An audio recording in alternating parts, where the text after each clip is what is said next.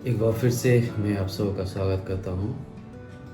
परमेश्वर का वचन हमें बताता है, obeying God is always best. यूहन्ना उसका 14 अध्याय उसके 21वें पद में बहुत साफ इस प्रकार से बताता है, जिसके पास मेरी आज्ञाएं हैं और वह उन्हें मानता है वही मुझसे प्रेम रखता है, और जो मुझसे प्रेम रखता है उससे मेरा पिता प्रेम रखेगा, और मैं उससे प्रेम रखूंगा और अपने आप को उस पर प्रकट करूंगा। मेरे प्रियो, कई बार हमें लगता है कि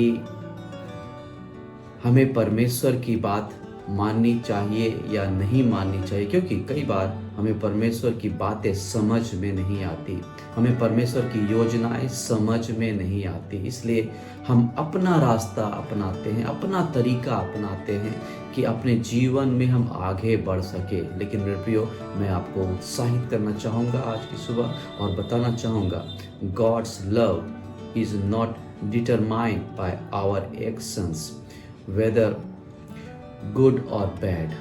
जो परमेश्वर का जो प्रेम है उसमें कोई अंतर नहीं आता कि हम अच्छे हैं या बुरे। परमेश्वर हमसे प्रेम करता है जब हम बुरे ही क्यों ना होते हैं, भले ही हम कितने बुरे बेटे क्यों ना हो, परमेश्वर एक अच्छे और भले पिता के समान हमसे प्रेम करता है।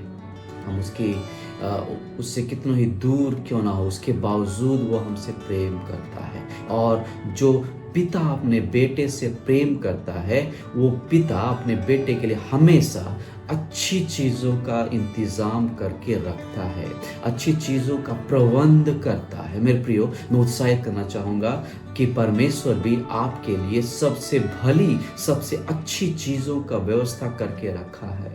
और कई बार ये होता है कि हमें मालूम नहीं होता और हम सोचते हैं कि परमेश्वर की बात सुने या ना सुने, परमेश्वर की अगुवाई में हम चले या ना चले। अक्सर हमें परमेश्वर की अगुवाई का पता नहीं चल पाता है। उसके बावजूद भी मैं उत्साहित करना चाहूँ कि परमेश्वर का वचन आपके पास है, परमेश्वर की आज्ञाएं आपके पास है।